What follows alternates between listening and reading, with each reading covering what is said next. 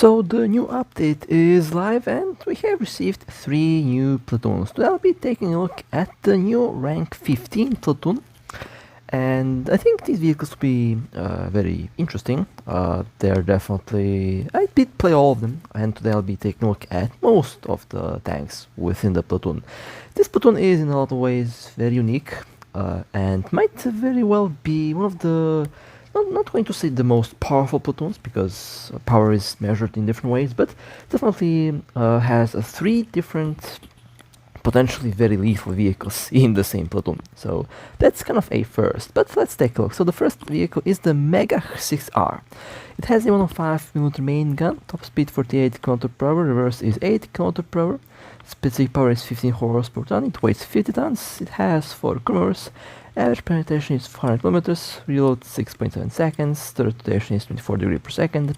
It has decent frontal protection, does have some explosive reactive armor, which is decent against the heat shells, HE-ATFS shells. It's also good protection against ATGMs.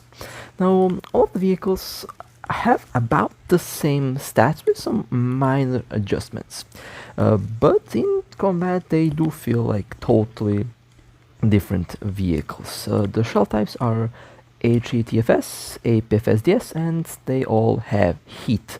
The HE-ATFS is the default one. The shell that you can unlock is the APFSDS. Now, the Magach 6B and the Magach 6R are almost identical, although the hull designs are a little bit different, but stat-wise they're almost identical. The Magach 6B does have some lower horsepower per ton ratio, and it does have a slightly lower rotating turret, 24 versus 23 degrees per second. Of course, one thing I have to mention, this does seem to have some better armor protection. However, in high tier we usually don't rely on armor, but it also does have the explosive reactive armor attached on it. It does have a slightly different gun, but it's using the same ammo type and does have about the same average penetration. The reload is also about the same, in line with some of the... well, in line with the other rank 14 and 15 vehicle. Now the Sho't Kal Gimel is quite an interesting vehicle. This is basically an upgrade Centurion, and stat-wise almost identical to the other vehicles, but it does seem to have some lower overall armor protection, but still has explosive reactive armor, still has about the same penetration, does have the same reload, and overall the other stats are about the same, about identical, but of course it is a different vehicle, and all of the vehicles don't seem to be too fast. The reverse speed on all vehicles is about the same. I actually thought that that might be a problem, but honestly in the end I didn't really encounter much of a problem with the reverse speed. Managed to play all of them really well, and so far quite interesting vehicles. The APFSDS on all of the vehicles is really decent and seems to work just fine. And the Hovet, the SPAA, based on the... does seem like it's based on the CM25 hull, although it doesn't have any... this platoon doesn't have any ATGM carrier, but this SPAA does have a very interesting 20mm autocannon. It's the fastest vehicle of the platoon as well. No armor, as expected, but you know, this vehicle kind of is... I believe might be overshadowed by some of the other SPAAs, but it's there if you have to use it, so yeah, it's still a interesting little vehicle. So let's see what this platoon can do, and I will start with the first vehicle of the platoon, the Magach 6R. Now, difference between the 6R and 6B is, as I mentioned before, very little. And you can play both vehicles in the same way. And I also like to mention they add a lot of quality of life improvements. They also have changed the maps. They also added a resolution adjustment that you can do. And I'm playing on maximum settings with the highest possible resolution, and the game is running really well. I'm honestly very impressed by the performance of this device. 60 frames per second with ray tracing is just very nice. I can even get higher. I can get more than that, but you know, 60 FPS is honestly more than enough. No, that was the first nice kill. They changed the grass. I see the grass is now in much better detail. I mean, everything is just looking much better. And this is a little position that I like to go to, where you can snipe the enemy team. The goal is to basically capture the zone A, so this position right here would be ideal for that job. And there is a Sho't Kal Gimel. Now, don't be surprised, these vehicles do have some very interesting survivability. You can, I'm trying to aim for the ammo, which is right there, but doesn't seem like, yeah, I did hit the ammo, but it didn't explode. And there is a CM25, see, but didn't go anywhere. I'm using APFS DS, which does have some very good penetration, by the way. The APFS DS ammo on all of the Israeli tanks is very decent, and definitely feels like it's performing better than the APFS DS ammo on some of the other tanks. Does seem that it does have some, I mean, all of the APFS DS shells have some very good spalling, and overall they do have some very good penetration, very good post-penetrating damage, but these vehicles definitely do have some very good survivability, and sometimes you can even bounce shots. Now the thing that you have to keep in mind, there are some vehicles that have like composite armor, like the Chinese ZTZ. It is a very good well-armored vehicle, and I would say the ZTZ is still the best armored vehicle in the game. The frontal plate can bounce shots because it has like composite armor, and its thickness is a little bit increased from the normal armor that we see. But the Israeli tanks, from that perspective, they can bounce shells, obviously, but I'm not really relying on that. The weak spot, of course, remains the same as the weak spot on the M60 vehicles. After all, these Israeli tanks are based on the M60 series vehicles, M60A1 and M60A2. They're basically modernized versions. With some differences. They have a stabilizer. They have stabilized guns, by the way, so that's a very good thing. Stabilized guns. Once you get used to them in high tier, it is very hard to go back to a non-stabilized gun, because stabilizers really do help a lot. Especially if you want to shoot on the move, they offer some really good stability, and it really does. It is a very important feature on a main now. It is still funny though, because there are some rank 18 vehicles, rank 15 vehicles that don't have a stabilizer, like the AMX 30B2, for example. The AMX 30B2 is classified as probably the best rank 18, rank 15 vehicle at the moment, but it doesn't have a stabilizer. It has a very powerful gun. I would say at the moment the AMX 30B2 does seem to have the most powerful main gun, and probably the best APFS DS shell in high tier. Although would have to compare the vehicles between the comparison between the Magach tanks and the AMX, just out of curiosity, because I know for a fact that the AMX has a very, very good gun and very good ammo. A lot of players do say that it's the best rank 15, and in all ways I do agree. The AMX is probably one of my favorite vehicles, since it really does play in a very interesting way, and even if it doesn't have a stable, it still runs really smooth, really well. You can still do like a lot of things with it. So while stabilizers are important, you can still do pretty well without them. So that's what I'm trying to say here. Okay, well that's the 62, I think. Yeah, there they are. And fuel explosion. I mean, this shell does so much damage. I like the shell a lot. It does damage when you hit the weak spot. It definitely does damage. It does seem like it's doing more damage than the Leopard DM 23 APFSDS. We still don't have like the DM33, which if we had the DM33, I believe it could have been the best APFSDS shell of the rank, but we will see. Maybe rank 16 will have the DM23.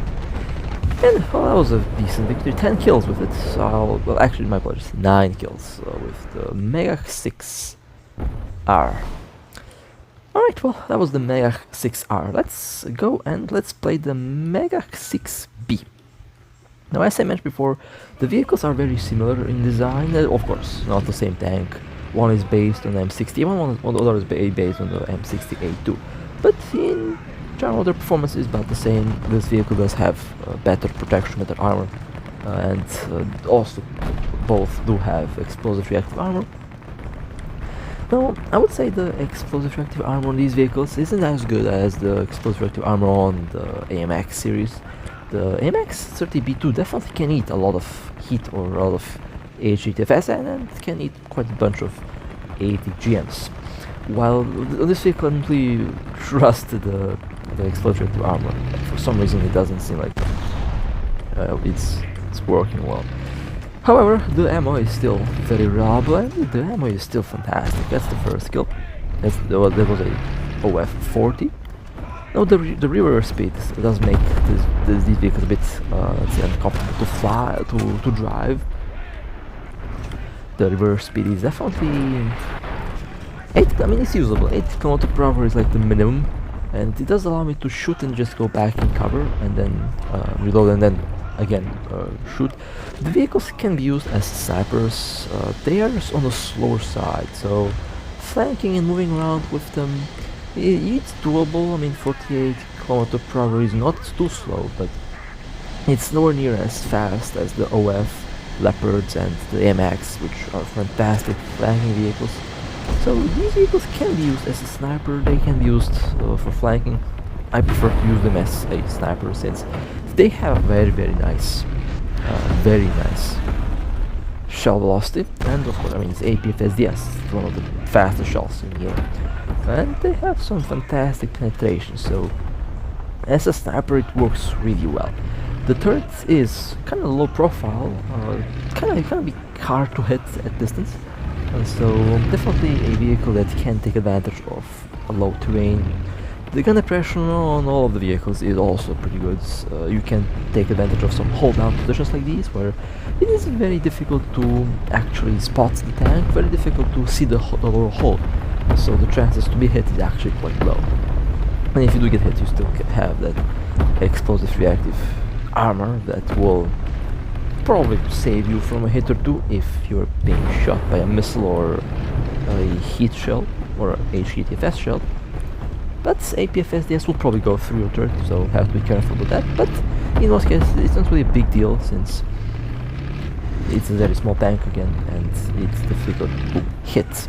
And you can also shoot through with a train there. Through some of the objects you can shoot through, and that's one of the examples where you can. ZTZ 59D1, that's a good hit. As I mentioned before, the ZTZ has very tough armor, and I got bombed. Of course I get bombed, but I did hit the ZTZ and the shell went all the way through to the engine. So that ZTZ is definitely not going to go anywhere.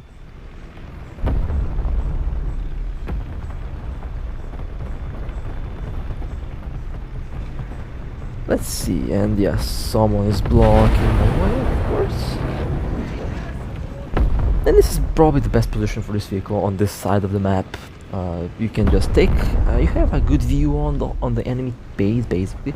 I love this position, it is such a good position. I like to go here with the STRV. This is a very good position for like all of the vehicles with very good shell velocities, very good gun depression, overall vehicles that are generally good with sniping.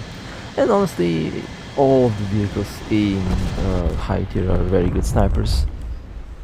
After all, they have basically no armor, so, and I also have, they mostly have very good shells and very good shot velocity as well. I'm 68 too. Hit the gunner and okay, destroyed it right in the ammo. This APFS does detonate ammo very good. I got hit by something, and I got hit by a ATGM. This is what I was talking about. Your explosive reactive armor will definitely save you against ATGMs. It does give you a window of opportunity to kill the ATGM that's shooting at you. And thankfully I do have an explosive reactive armor on the side. Did it work?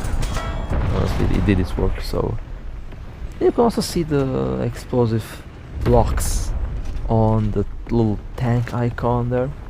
If it's blacked out, it means that the blocks have been used, and I can no longer take ATGMs from that side. If I do, well, I'll probably get wrecked. So I have to be now careful on my left side a bit more. I'll jump in the aircraft and let's see if I can. I get shot down quite often with the new SPAA of the new Platoon, so I guess the SPAA does. I mean, it has a 20mm cannon, so it doesn't have a very quick rate of fire. It will definitely do its job as a SPAA against aircraft. So I guess you will have to kind of survive. I'm not really sure if you can like shoot other tanks down with it. I think you can, but you have to like shoot at their sides and flank them. You can do that with that SPAA. It's a very fast one, so it should do the job just fine. And that's kill number 9 and kill number 10. Honestly, I do like the vehicles. They work really well so far. The only kind of thing I don't like about them is their overall speed. They're slow. I mean, they're based on the M60 hulls, technically modernized M60 tanks,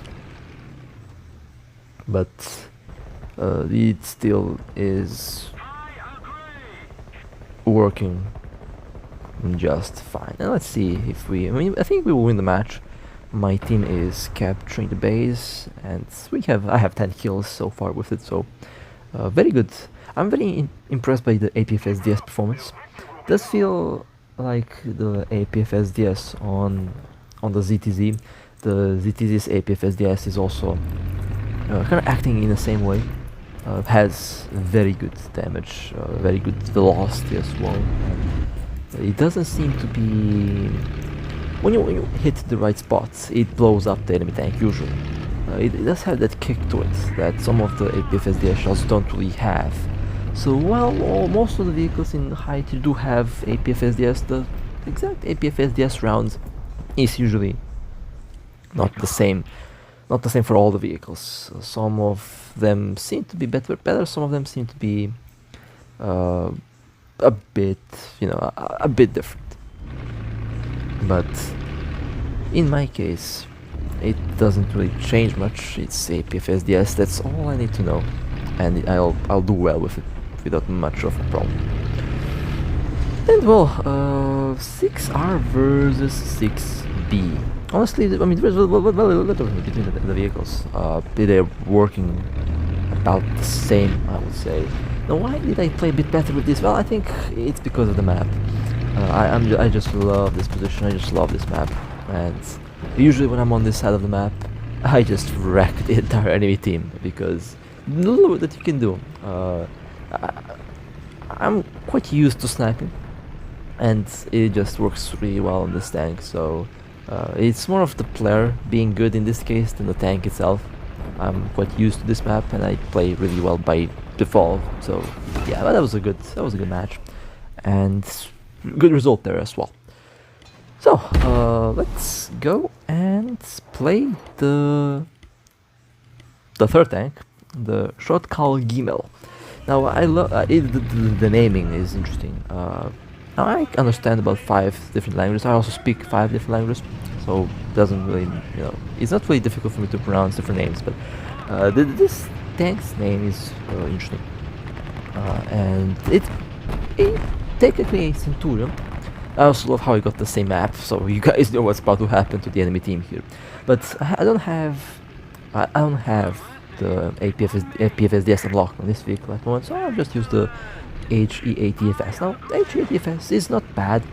Does have some advantages over AP or APFSDS. Basically doesn't lose penetration over distance, but it can suffer against reactive armor. So I have to basically aim properly with this in order to kill the tank. However, it does seem that this HETFS does do just fine, and honestly, if you aim, it's not going to be much of a problem to kill anything. It's HETFS, and it's better than the classic heat, so I'm not going to complain too much about the shell here, but I will just show you how the heat HETFS will work on this vehicle. And honestly, I have to say, so far the HETFS on this vehicle is working really well. The same HETFS can be found on the previous three vehicles as well, so this is what you can probably expect from the tank, from the shell. So that's like what you can expect from the vehicle itself. Let me see if I can get some missiles off, or I get killed by the SPAA. Well, I got one tank, and nope, almost. If I had just less speed, I would kill a second tank. Oh well. Back on sniping, I guess. Let's see. Oh look, a OF. Oh look, ammo detonation. Beautiful. Also got hit in it. This vehicle is a bit taller. Does seem like it's a bit taller, and the upper portion of the turrets is a bit more exposed. And I did notice I was shot a couple times while I was basically behind cover. So the commander's hatch on this vehicle is quite tall, which is a bit different from the previous two vehicles where I wasn't being shot at that way. But so far, so good. I do have explosive reactive armor that does serve as good protection. And that was kill number 5. I mean, the HETFS does work really well. The reverse is more than enough to get me back in cover, not as good as the reverse on some of the other vehicles. And one of the drawbacks of HETFS, when you hit a tree or any object, the shell will just detonate, so you can shoot through anything with the HETFS shell, but you know, it is still a good shell, a good round. Does do damage. It's not like some of the other HETFS round that I use. It does damage. When it hits, it does damage. So I'm definitely not complaining about this HETFS. It is pretty decent.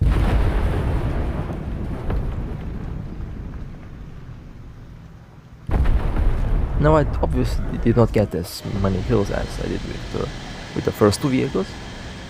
I would have had maybe 6 or 7 kills if only I had APFSDS, because I shot at a vehicle with, I think I shot at a MX with explosive armor, and it hit the explosive armor, so it basically absorbed the whole shell.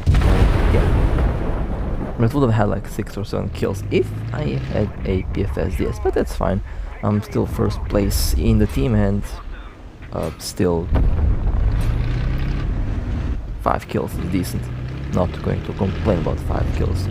It just shows that this shell is still decent, and you don't have to like skip levels all the time. You don't have to like buy gold to level up the vehicles.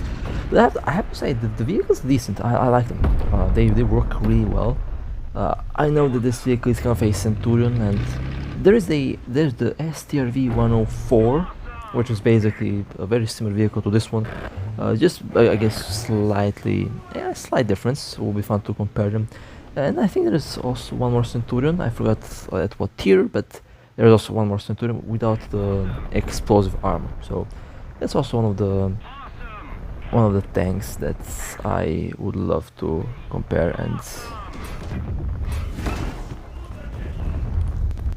and we'll see how that works. But with that being said, that was the new Platoon. Honestly, interesting vehicles, and they're playable. They're definitely playable. Very good ammo, very good gun. and some decent protection as well. But with that being said, if you guys would like to support me, feel free to like and subscribe, and with that being said, stay safe, and as always, I'll see you next time.